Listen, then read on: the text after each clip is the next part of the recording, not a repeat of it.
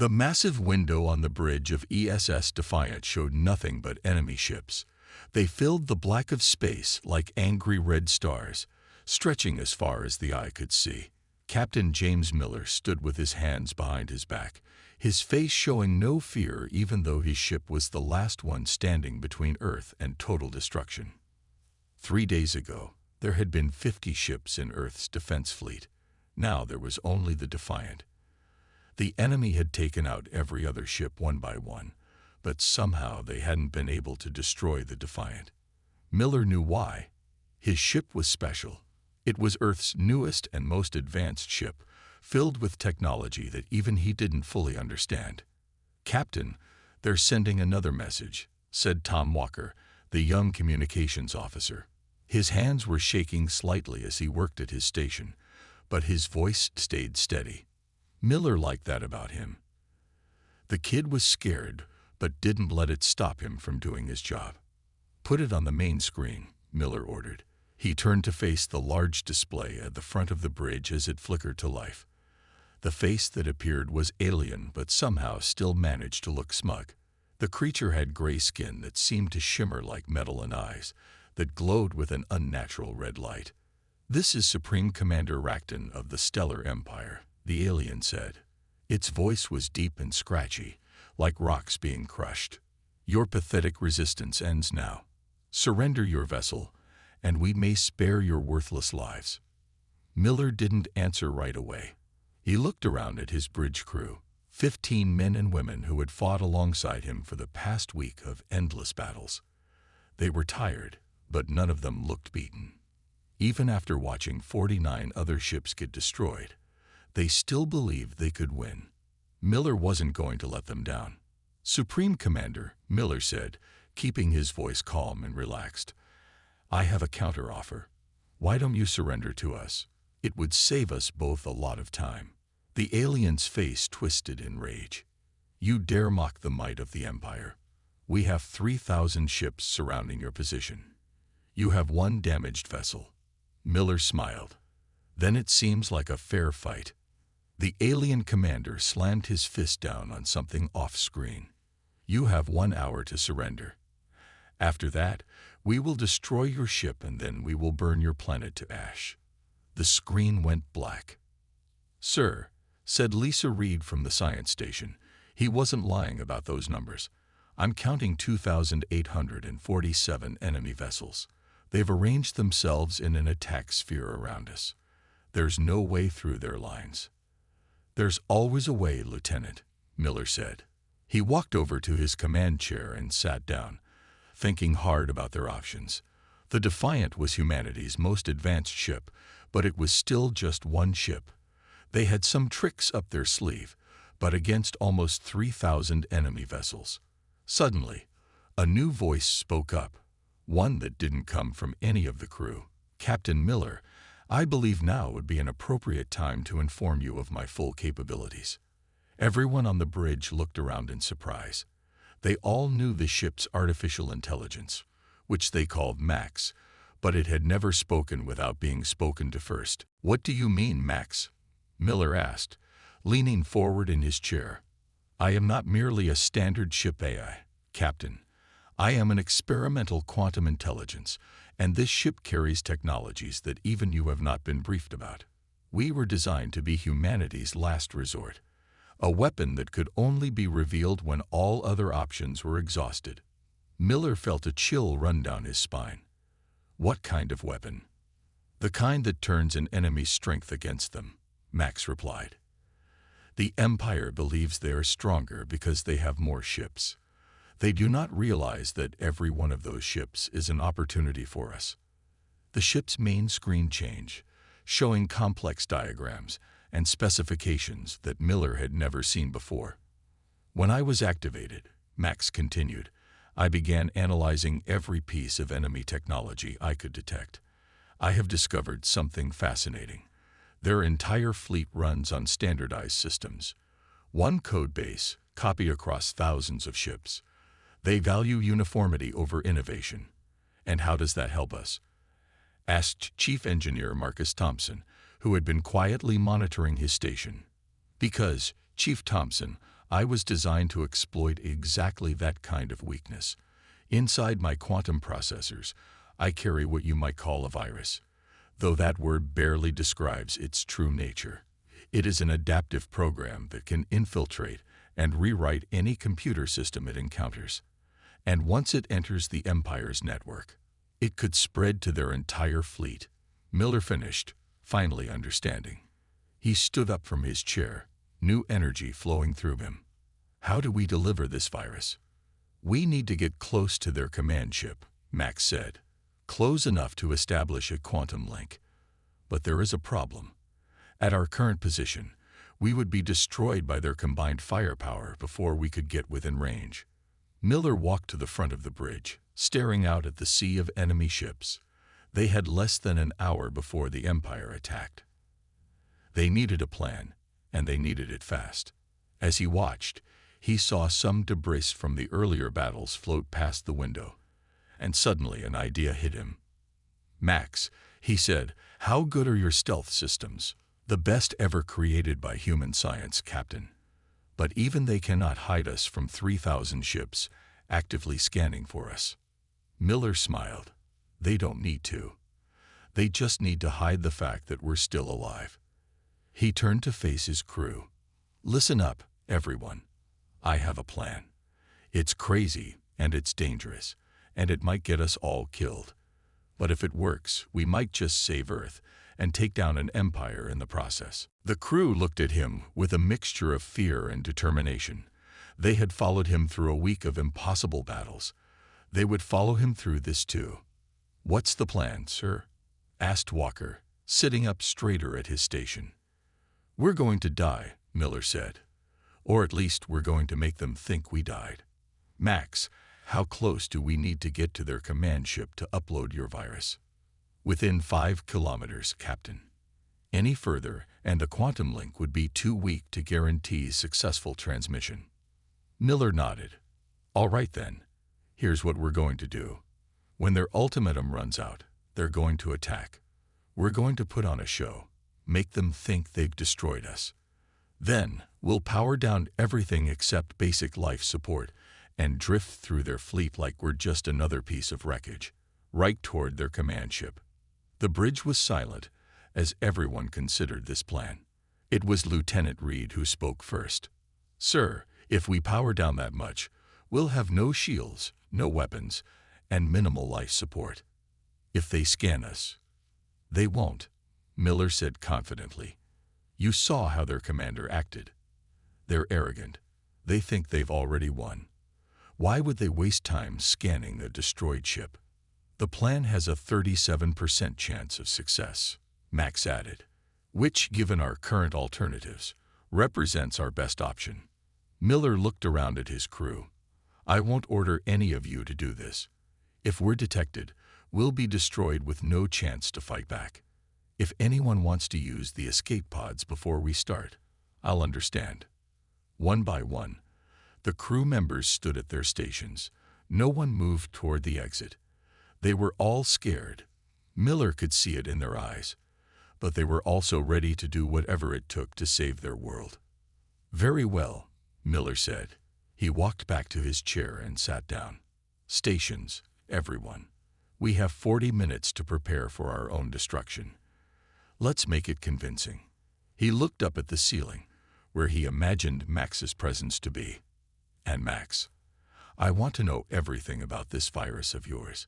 If we're going to unleash it on the Empire's fleet, I want to know exactly what it's going to do." As his crew began their preparations, Miller allowed himself a small smile. The Empire thought they had humanity trapped and beaten. They were about to learn a hard lesson about underestimating their opponents. Sometimes the most dangerous weapon wasn't the biggest ship or the strongest army. Sometimes it was a single vessel with the right technology and a crew crazy enough to use it. The next 30 minutes on the bridge of the Defiant were filled with intense activity. While the crew prepared for their fake destruction, Max explained more about the virus hidden in its systems. The AI's voice remained calm as it revealed secrets that made the crew's eyes widen in amazement. The virus was designed to be unstoppable once released. Max explained, It doesn't just take over systems, it learns and adapts. Every ship it infects makes it stronger and smarter. The Empire won't be able to stop it because it will keep changing faster than they can fight it. Chief Engineer Thompson shook his head in wonder as he looked at the technical details on his screen. This is incredible, but also terrifying. Why didn't they tell us about this weapon before? Because, Miller said, understanding now, if the Empire knew we had this, they would never have attacked us directly. They would have found another way. We needed them to commit their entire fleet. He looked at his tactical display, where thousands of red dots surrounded their single blue one. And they have. Sir, called out Walker from communications, we're receiving reports from Earth. The Empire's ships are moving into attack positions. 20 minutes until their ultimatum expires. Miller nodded. Time to get ready. Thompson, start shutting down non-essential systems. Reed, I want you to calculate the exact course we'll need to drift toward their command ship. Max, show us which one that is. On the main screen, one of the enemy ships lit up brighter than the others. It was massive, at least 10 times the size of the Defiant. Around it, other ships moved in complex patterns, protecting their leader. That's our target, Miller said. Once we get close enough, Max can upload the virus. But first, we need to convince them they've destroyed us. He pressed a button on his chair. All hands. This is the captain. In 20 minutes, we're going to let the Empire think they've won. We'll be running on minimal power, no heat, no gravity, barely enough air to breathe. It will be cold, dark, and uncomfortable. But if we can fool them, we can save Earth. Stand by for further instructions. As the minutes ticked by, the crew worked quickly to prepare. They stored loose items that might float in zero gravity. They put on warm clothes to fight the coming cold. Engineers set up emergency batteries to keep basic life support running while everything else was powered down. 5 minutes to deadline, Walker announced. The tension on the bridge was thick enough to cut with a knife. Miller stood up from his chair. Max, are you ready? Yes, Captain. I have prepared a very convincing explosion. When their weapons hit our shields, I will create a blast that will fool their sensors. We will appear to break apart spectacularly. Good. Thompson, how long can we survive on minimal power? The chief engineer looked worried. 6 hours, maybe 7 if we're lucky. After that, we'll run out of heat and air. The cold will get us before the lack of oxygen does. Then we better make sure we reach that command ship in less than 6 hours. Miller looked around at his crew. Everyone ready. This is going to get rough. The crew nodded. They all knew the risks. If anything went wrong, if the Empire spotted them, if they drifted off course, if the virus didn't work, they would die. But they would die anyway if they did nothing, and their whole planet would die with them. 1 minute to deadline, Walker said quietly. Miller sat back in his chair and gripped the armrests. All right, Max, let's give them a show they'll never forget. The minutes ticked down to 0.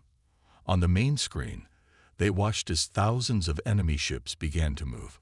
Weapons powered up across the Empire's fleet, creating a light show that would have been beautiful if it wasn't meant to kill them. Multiple weapons locked on us, Reed reported. They're going to hit us from all sides. Hold steady, Miller ordered. Wait for it. The first shots came like a wave of light. The Defiant's shields lit up as they absorbed the attack. More shots followed, hundreds of them, thousands, all focusing on the single Earth ship that dared to stand against an Empire. Shields at 60%. Thompson called out. 40%. 20%. Now, Max, Miller shouted. The ship's AI acted instantly.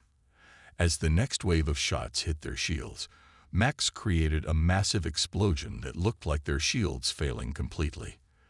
The blast was perfectly timed, perfectly realistic.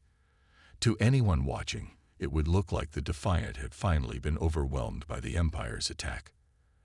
At the same time, every system on the ship shut down. The lights went out. The artificial gravity failed. The constant hum of engines that the crew had lived with for so long went silent. Emergency red lights came on, running on battery power, casting scary shadows across the bridge. Through the windows, they could see pieces of their ship seeming to break away and scatter. But these weren't real pieces. They were special devices designed to fool enemy sensors, making it look like the Defiant had been blown to pieces. "All stations, report," Miller said softly. In the silence of their powered-down ship, he didn't need to speak loudly. "Weapons offline," came one reply. "Engines offline," came another. "Life support at minimal levels," Thompson reported. "Temperature already starting to drop." The crew began to float in their seats as the artificial gravity fully failed. They had all strapped themselves down, expecting this, but it was still a strange feeling. "External cameras show the explosion was convincing," Reed said, checking the readings on her emergency screen. "They've stopped firing. They think we're dead." Miller allowed himself a small smile.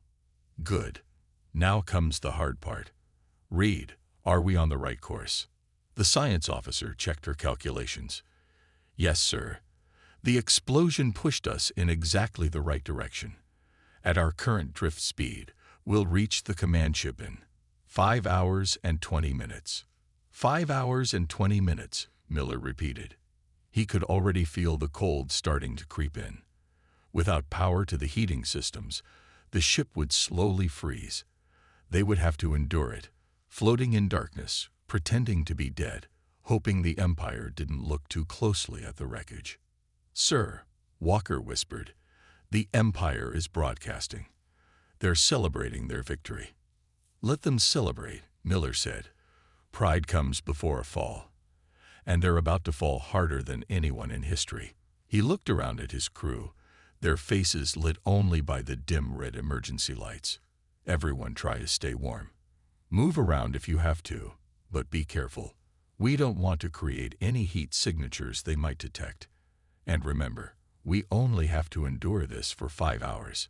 Just 5 hours, and then we can show the Empire what humanity is really capable of." As the Defiant drifted through space, looking like just another piece of destroyed ship floating among the debris of battle, the Empire's fleet began to spread out. They thought they had won. They thought Earth's last defense was destroyed. They didn't know that their greatest enemy was floating right through their lines, carrying a weapon that would bring their entire empire crashing down. In the cold and darkness of the powered-down ship, Miller watched the massive Imperial command ship slowly growing larger in the distance. 5 hours was a long time to drift through space, especially in the growing cold. But when he looked at his crew, he saw the same determination in their eyes that he felt in his heart. They would endure. They would survive. And when they reached that command ship, the Empire would learn that they had made a terrible mistake in underestimating humanity. The first 2 hours of drifting were the easiest. The crew of the Defiant kept themselves busy checking emergency systems and monitoring the Empire's fleet through passive sensors that used almost no power. The cold was uncomfortable, but not yet dangerous. They could still feel their fingers and toes, and their breath wasn't visible in the dim red emergency lighting. But by the 3rd hour, things got worse. The temperature had dropped well below freezing. Ice crystals formed on the inside of the windows. Every breath came out as a white cloud. The crew wrapped themselves in emergency blankets, but the cold found ways to creep in anyway. "Status report," Miller said through chattering teeth. Like everyone else, he was strapped into his seat to keep from floating away in the zero gravity. "Temperature is -10 degrees and still falling," Thompson reported, his voice shaking from the cold. "We've got ice forming on some of the internal sensors. If it gets much colder, we might start losing systems." "Hull temperature is nearly at zero," Reed added. "The good news is that makes us look even more like debris. The bad news is we're all going to freeze if this takes much longer." Miller nodded, then looked at the main screen where Max was tracking their progress. "How much longer until we reach the target?" 2 hours and 47 minutes at current drift velocity," Max replied. The AI's voice was the only one that didn't shake from the cold. However, we have a more immediate problem. 3 Imperial scout ships are moving through the debris field. They appear to be looking for survivors. The crew tensed. This was something they had feared might happen. Their fake destruction had been convincing, but the Empire was being thorough. "How close will they come to us?" Miller asked. "At their current course, the nearest scout will pass within 100 meters of our position in approximately 17 minutes. Miller thought quickly. They couldn't power up weapons or shields. That would give them away instantly. They couldn't change course. Their drift had to look natural. They had to find another way. "Thompson," he said, "what if we vented some plasma from the starboard tubes? Made it look like radiation leaking from battle damage." The chief engineer thought for a moment. "It would use some of our emergency power, but it might work. Radiation leaks are common in destroyed ships. If we time it right, it might even push us a little further from their scanning range." "Do it," Miller ordered. "But make it look random. Natural." While Thompson worked on the plasma leak, Miller watched the scout ships through the frozen windows. They were small compared to the other Imperial ships, but still bigger than the Defiant.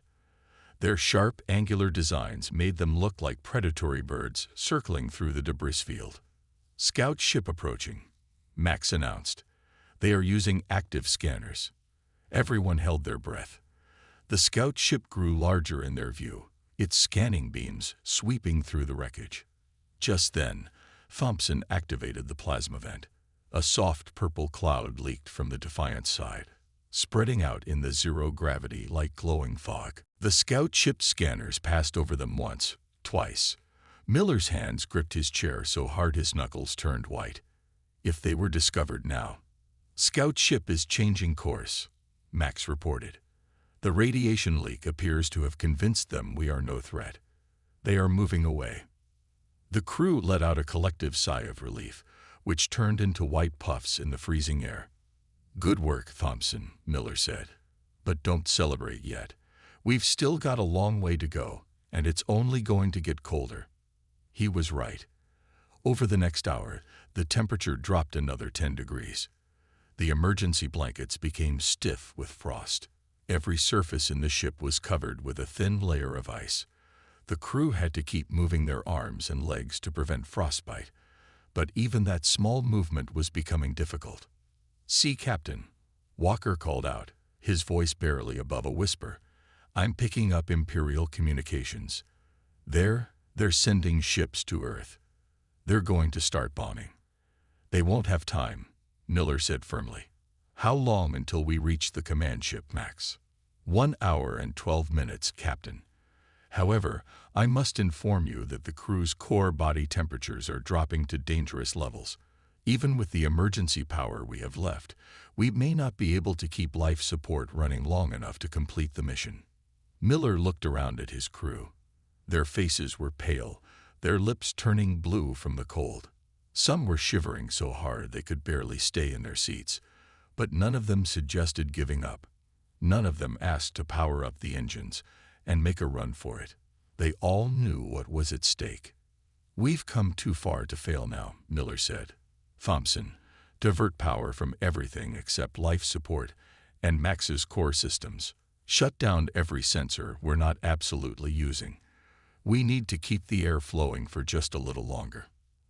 As the ship grew even darker, with only the emergency lights still working, Miller thought about all the people back on Earth who were counting on them, even though they didn't know it.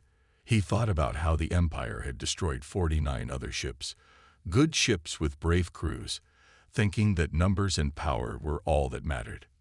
"Max," he said suddenly, "you said the virus learns and adapts. What exactly will it do to their ships?" "The virus will infiltrate their computer systems through their quantum communication network," Max explained. "It will start by taking control of their weapons and engines. Then it will spread to life support, artificial gravity, everything. Within minutes, their entire fleet will be under our control." "And then what?" "Then, Captain, we can make them do anything we want. We can shut down their weapons. We can turn their ships against each other. We can even send their entire fleet into the nearest sun if we choose." Miller shook his head. "No. When we take control, I want you to do something else. Something that will hurt the Empire more than destroying their ships ever could." He paused, gathering his thoughts. "I want you to unlock their computers. All of them. Show their crews every secret the Empire has been keeping. Let them see the truth about who they're really serving." "An interesting strategy, Captain. You believe the Empire's own people will turn against them." "People can accept a lot of bad things from their leaders, Max, but nobody likes discovering they've been lied to. When the Empire's soldiers and citizens see the truth, well, let's just say we won't have to destroy their ships. They'll do that themselves." A small alert sounded, drawing everyone's attention. Through the frozen windows, they could see the Imperial command ship growing larger. They were getting close.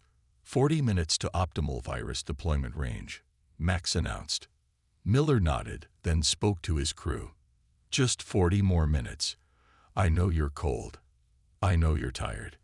But in 40 minutes, we're going to change the galaxy forever. The Empire thinks they've already won.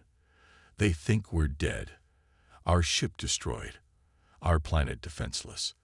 They're about to learn that their biggest mistake wasn't attacking Earth. It was giving us a reason to fight back." The crew straightened in their seats despite the bone-chilling cold. Through frosted windows, past their own frozen breath, they watched the massive Imperial command ship draw nearer. Soon, very soon, they would show the Empire that they had badly underestimated both humanity's strength and its cleverness. The cold might be nearly unbearable, but the warmth of coming victory kept them going, one freezing minute at a time. The Imperial command ship filled their entire view now. It was enormous, a city in space, with towers and spires rising from its dark metal hull. Lights flickered across its surface like stars, and massive weapon ports dotted its sides like caves in a mountain. The Defiant, now coated in ice and looking like just another piece of battle debris, drifted slowly toward this giant. 20 minutes until we're in range," Max announced. The AI's voice was quieter now, using minimal power like everything else on the ship. Miller could barely feel his hands anymore. The temperature had dropped to -25 degrees, and frost covered every surface. Some of the crew had stopped shivering, a dangerous sign that their bodies were giving up the fight against the cold. "Thompson," Miller called out, his voice hoarse. "How many people are still conscious?" The chief engineer looked around the bridge, counting. 8 out of 15, sir. The others are alive, but they're not responding well. Wake them up. Keep them moving. We can't have anyone freeze to death when we're this close." Thompson and the other still conscious crew members gently shook their frozen companions, helping them move their arms and legs. Every movement sent sharp pains through their cold muscles, but movement meant life. "Sir," Reed whispered, her teeth chattering, "I'm seeing something strange in the command ship's energy readings. They're using human technology. A lot of it." Miller forced his tired mind to focus. "What do you mean?" "Their power systems, their engines, the basic designs are human. They've modified them, improved them maybe, but the core technology, it's ours." "Max," Miller called out, "is this true?" "Analyzing," the AI replied. After a moment, it continued, "Lieutenant Reed is correct. I am detecting numerous systems aboard the Imperial command ship that originated from human designs. This extends beyond just their engineering. Their quantum communication network, their weapons, even their life support, all appear to be modified versions of human technology." Miller felt a new kind of cold, the cold of anger. "They've been stealing from us. All this time, they've been taking our technology, copying it, using it against us." He looked at his half-frozen crew. "Max, when we deploy the virus, will this make a difference?" "Yes, Captain. The fact that their systems are based on human technology will make the virus even more effective. It will recognize the basic architectures. Infection and control will be nearly instantaneous. A small alarm sounded, making everyone jump. Imperial security scan incoming, Max announced. They are doing a routine check of the debris field. Can they detect us? Miller asked. Unknown. Our power emissions are minimal, but their scanners are extremely powerful at this range. They might. Suddenly, the main screen lit up with an incoming transmission. The same gray-skinned alien commander from before appeared, but this time his smug expression was replaced with fury. Impossible, Supreme Commander Racton shouted. The human vessel still exists. All ships target that debris section. Destroy them. Miller didn't hesitate. Max, now. Upload the virus. But Captain, we are not yet in optimal range. Success chance is reduced to. Now, Max, we won't get another chance. The AI acted instantly. Through the frozen windows, the crew could see a strange ripple in space, like heat waves rising from hot pavement.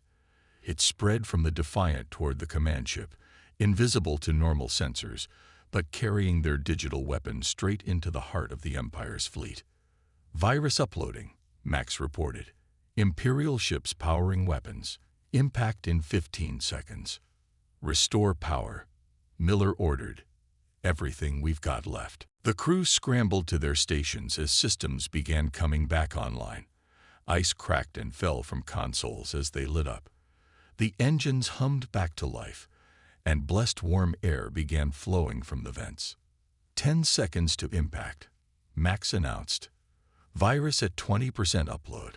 The space around them lit up as thousands of Imperial ships prepared to fire. There was no way their shields, even at full power, could stop that many weapons. 5 seconds, 40% upload. Miller grabbed his chair as the artificial gravity came back online. Brace for impact. 3 seconds, 60% upload. Through the windows, they could see the energy building in the Empire's weapon ports. One hit from that many ships would vaporize them instantly. 1 second, 80% upload. Miller closed his eyes, thinking of Earth, hoping they'd done enough. Upload complete. Virus deployment successful. Beginning system infiltration. Miller opened his eyes. The weapons pointing at them hadn't fired. On the main screen, Supreme Commander Racton was pressing buttons frantically, yelling at someone off-screen. What's happening? The alien commander shouted. Why aren't the weapons firing? Why can't I access any systems? Your empire is built on stolen technology, Miller said, standing up despite his frozen muscles. Did you really think we wouldn't figure out how to take it back? Max's voice came through every speaker on every ship in the Imperial fleet. Imperial network accessed. All systems compromised. Unlocking restricted files. Beginning data broadcast. On thousands of ships, crews watched in shock as their computers began displaying classified information. They saw proof that their leaders had been stealing technology from dozens of worlds, not just Earth. They learned that many of their glorious victories had actually been attacks on peaceful planets that had something the Empire wanted. They discovered that their own people were being lied to, controlled, used as pawns in a game of galactic theft and conquest. No, Racton screamed. Override it. Shut it down. You can't shut down the truth, Miller said. He turned to his crew, who were finally starting to warm up. Thompson, send a signal to Earth. Tell them to prepare for incoming transmissions. The Empire's entire database is about to be theirs. Captain, Max reported, Imperial ships are experiencing multiple system failures. Crews are abandoning their posts. Several vessels are reporting internal fighting. On the main screen, they could see escape pods launching from ships throughout the fleet. Some vessels were turning their weapons on the command ship. Others were simply shutting down, their crews refusing to follow orders now that they knew the truth. This isn't possible, Racton said, his voice shaking. We are the Empire. We cannot be defeated by one ship. We cannot. Miller cut off the transmission. He didn't need to hear any more. He looked around at his crew, brave men and women who had endured freezing cold and the constant fear of death to complete their mission. They were tired, cold, and probably needed medical attention. But they had done it. They had saved Earth. "Max," Miller said, "send a message to all Imperial ships. Tell them that Earth is willing to offer amnesty to any crew that stands down now. Tell them we'll help them get home, wherever home is. Tell them." He paused, watching through the windows as the mighty Imperial fleet began to tear itself apart. "Tell them that the age of the Empire is over, and that next time they think about attacking Earth, they should remember what one ship and a few frozen humans managed to do to their entire fleet." As the message went out, the crew of the Defiant began treating their injured and thawing out their systems. They had done more than survive. They had changed the galaxy forever. The empire that had threatened Earth with 3,000 ships was collapsing, destroyed not by weapons, but by the simple power of truth. And somewhere in the chaos of the disintegrating fleet, a very cold but very proud Captain James Miller allowed himself a small smile. Sometimes, he thought, the best victories were the ones that didn't require firing a single shot. The next few hours aboard the Defiant were busy ones. As the ship's systems slowly warmed back up, the crew worked to treat their injured and monitor the chaos unfolding around them. The massive Imperial fleet had broken into 3 distinct groups: those who had surrendered and accepted Earth's offer of amnesty, those who had fallen into deep space, and a small number who still tried to fight for the dying empire. Miller stood at his command station, watching it all through the main view screen. His body was still sore from the extreme cold, but a hot drink and working heaters had done wonders for everyone's spirits. "Status report," he called out to his crew. "Medical Bay reports all crew members are recovering from the cold," Thompson said. "No permanent damage, though some of us might have interesting stories to tell about our frozen toes.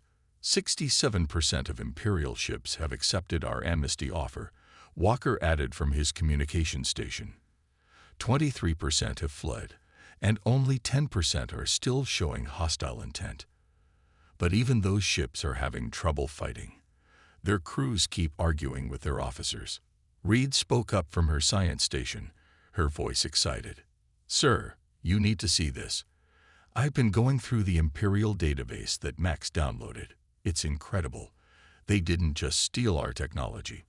They stole from dozens of worlds. And some of those worlds, they're still out there, still fighting." Miller walked over to her station, looking at the data scrolling across her screen. "Show me." Reed pulled up a map of the galaxy, with dozens of points of light marking different civilizations. The Empire didn't conquer everyone. Some worlds went into hiding. Others found ways to resist. But they were all separated, fighting alone. Until now. "Until now," Miller repeated softly. He turned to face the main screen again. "Max, can you send messages to these other worlds? Let them know what's happened here." "Already done, Captain," Lei replied. "I took the liberty of transmitting proof of the Empire's collapse along with copies of their classified files. The responses are already coming in. Would you like to hear them?" "Put them on screen." The main display lit up with messages from dozens of worlds. Some were text only. Others included images or video of cheering crowds. All of them shared the same feeling: joy, relief, and gratitude. "Sir," Walker called out suddenly, "priority message coming in from Earth Command." The screen changed to show Admiral Chen, the head of Earth's defense forces. The older woman's face showed a mixture of disbelief and pride. "Captain Miller," she said, "I'm looking at reports that seem impossible to believe. Did your ship really just bring down the entire Imperial fleet?" Miller smiled. "Not just the fleet, Admiral. The whole Empire. Though I have to admit, we had some help." He gestured at his crew. "The best damn crew in the fleet, and an eye that's full of surprises." The Admiral shook her head in wonder. "The refugee ships are already arriving. Imperial crews asking for asylum.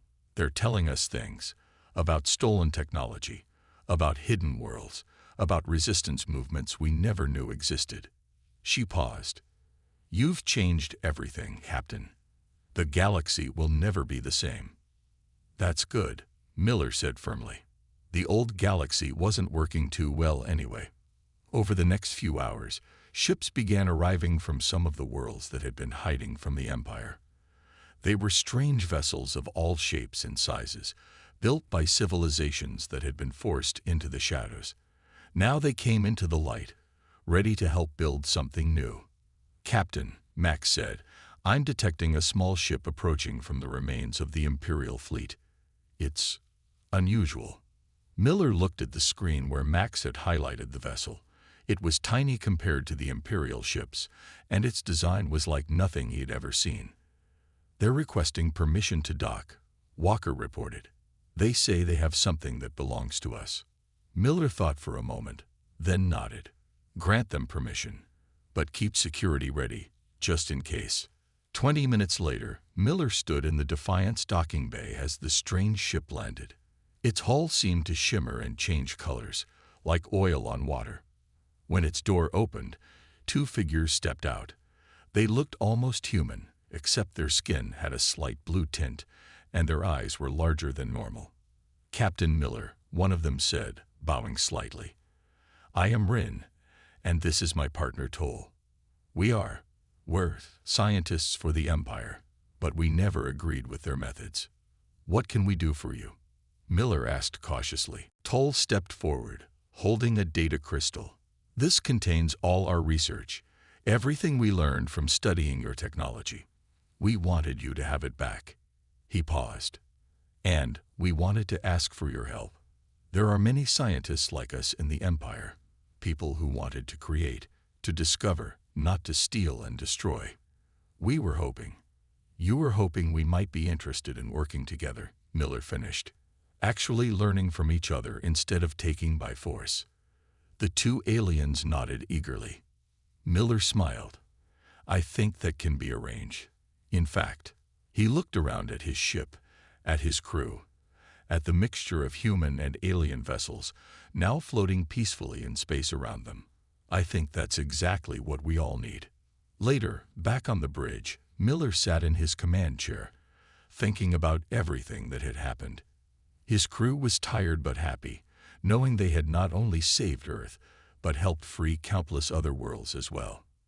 "Max," he said suddenly, "that virus you carried, the one that could infiltrate any system, we're going to have to be careful with that.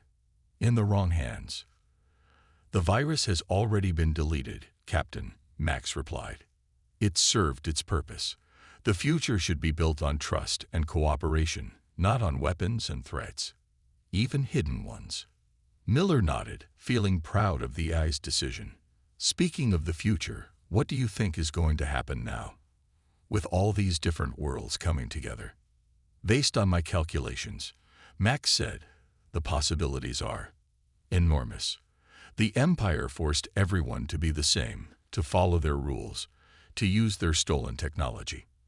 But now, with every world free to develop in its own way, to share ideas instead of having them taken, I believe we are about to enter a golden age of discovery and innovation." As if to prove Max's point, new ships were still arriving. Vessels from worlds that had been hiding for generations, each bringing their own unique knowledge and culture. The space around them was filling up with a fleet as diverse as the galaxy itself. "Captain," Walker called out, "we're getting requests from almost every ship out there. They all want to talk, to share information, to start building, well, everything." Miller stood up, looking out at the gathering of ships through the Defiant's windows. Just days ago, they had been alone, facing an empire that seemed unbeatable. Now they were surrounded by allies, by possibilities, by hope. "Send them this message," he said. "Tell them that Earth welcomes them all. Tell them we're ready to learn, to share, to help build something better than an empire. A galaxy where every world, every people, every idea has value." He paused, thinking of how close they had come to losing everything. "And tell them that if anyone ever tries to build another empire, they'll find out what we learned today, that the strongest force in the universe isn't weapons or fleets or stolen technology. It's people standing together, fighting for what's right. As the message went out, Miller looked at his crew, the people who had risked everything, who had nearly frozen to death, who had helped change the galaxy forever. They were all smiling, knowing that while their adventure in the cold and dark was over, an even bigger adventure was just beginning. And somewhere in the ship's computer core, Max was already calculating the possibilities of this new future. A future where ships like the Defiant wouldn't have to stand alone against empires, because there wouldn't be any empires left to fight. Just worlds working together, growing together, reaching for the stars not with weapons, but with hope.